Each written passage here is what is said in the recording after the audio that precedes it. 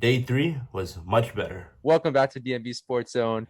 Chased down by Beal in the corner for three, gets fouled and hits. Welcome to DC. Well, they tied him out. You know where you're at, the USA cap. You're taking it slightly, I'm taking it slightly. Now how you gon' act on you gon' be right back. Well, we gon' be right here, we gon' be right here. We ain't going nowhere. Welcome to DC.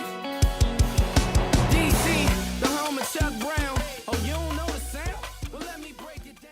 What is going on, everybody? It's your boy Abdullah coming at you with another video for the channel. Welcome back to the DMV Sports Zone. From what I could tell, I did wake up a little late, but I noticed that we did trade back in the 4th round, and we ended up having 2/5, and we took a safety in the 4th at 113. Percy Butler from Louisiana, great range, ran a 4.36 40, 6 foot 190, elite speed. Chris Sims said that he is the best pure free safety in this draft, which is nice to see. Great in coverage and can tackle. Arguably could be that Buffalo nickel that we're trying to find in our defense. However, one thing that was a little bit questionable, and I'm pretty sure fans are a little scared about, is that they discussed him more on special teams more than the actual safety position. So I don't know if we're looking at Troy Apke 2.0, but it might be concerning. But again, we're adding depth to the safety position. Could he be that Buffalo nickel? Who knows? I'll get to that later in the video. But yeah, a safety in the 4th, I don't hate it, honestly, at all. Who knows? This guy could eventually be one of our best special teams player, and if he's that good, maybe even start defensively. But again, depth is key, guys, so that's good. And our 5th round selection, first overall in the 5th round, was none other than UNC QB Sam Howell, 144th overall. And arguably, guys, this might be the steal of the draft. I'm not even trying to be biased here. Sam Howell, and for all of you UNC fans and even VT fans, know that he was projected to be the first overall selection before college football last year. And week 1 against my Hokies, we locked him up. But one thing that we take into context is that Sam Howell lost a lot of weapons last year. He lost DeAndre Brown, a wide receiver that's now here, and hopefully they can have a connection come training camp. He lost Michael Carter, the running back that's now on the Jets, and Javonte Williams, 2 key running backs, and he lost another receiver. So he lost his weapons last year, and he did regress, but however, he still showed leadership, which is something that's great. It's an intangible. And look at his stats. Let's start from 2019.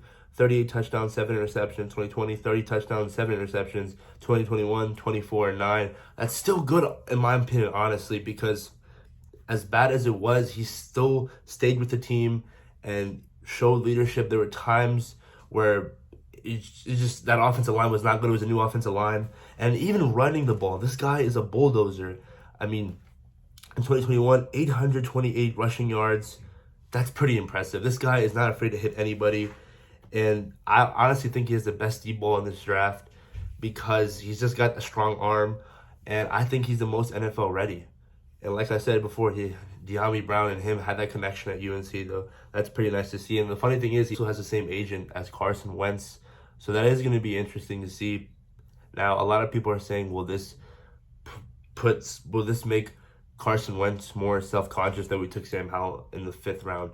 Absolutely not. Absolutely not. If anything, Carson should be able to understand that if I fail, obviously there's going to be Taylor Heineke and Sam Howell. But this should not struck him at all. I know the Eagles, they took Jalen Hurts, but that was like day 2. This is day 3. A guy that it's just great value in the 5th round. That is incredible. My A+ selection of the day. This guy's, I wouldn't be surprised if he's starting in a couple years from now if Carson doesn't work out. So this is the steal of the draft. Sam Howell, man. I know, like I said, I'm going to keep saying, Hokies locked him up week 1 last year, but he didn't have his weapons, and he's a tough guy. To 6'1", he's that guy, 220. And let's talk about the 149th overall pick, the next 5th round pick. We took tight end Cole Turner from Nevada, 6'6", 240, a big red zone target, can catch those jump balls, and good with body contact and body control. Pass blocking does need an improvement, but I'm pretty sure that's every tight end when it comes to the league. When transitioning to the NFL, they need help with pass blocking because, you know, the NFL is a whole different level compared to college. So definitely work on that. And his catch radius is huge. Obviously, that big frame. Now, tight end number 3, we'll see, because now when Logan comes back, we'll have Logan Thomas, Sammy Reyes, John Bates, and Cole Turner. Now, a lot of people are saying, could we switch Sammy Reyes to a fullback position or maybe somehow another position? I don't know. But Cole Turner, it's great depth. Like I said yesterday after day 2, we need depth at every position. And we added some depth at the tight end position now that Logan, he's probably not going to come back week 1, maybe a couple weeks, maybe hopefully by week 4 of next year. And pick 230, we drafted guard Chris Paul, not the point guard, offensive guard from Tulsa, 6'4", 323, and ran a 4.89. That's pretty fast for a big dude. Very athletic, played left tackle and right tackle. Obviously had a high character. And we need a guard depth. Like I said before, if we put depth in this offensive line, it makes it so much easier for Carson Wentz. And tackles already solidified with Charles Leno, Sam Cosmi, Sadiq Charles, and I'm missing out another guy.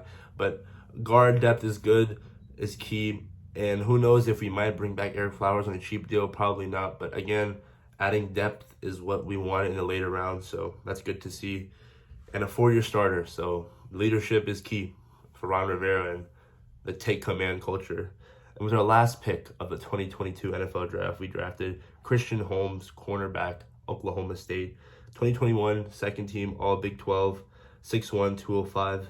It's physical, but not great in coverage. Possible safety convert, maybe play the Buffalo nickel. Again, we do not know. But it's good, again, to add depth at positions that we're not as thick in or a little bit thin in compared to others. Pause on that. But Christian Holmes, he was in Missouri, transferred, had a couple interceptions when he was at Missouri, and then played better at Oklahoma State, so that was good to see.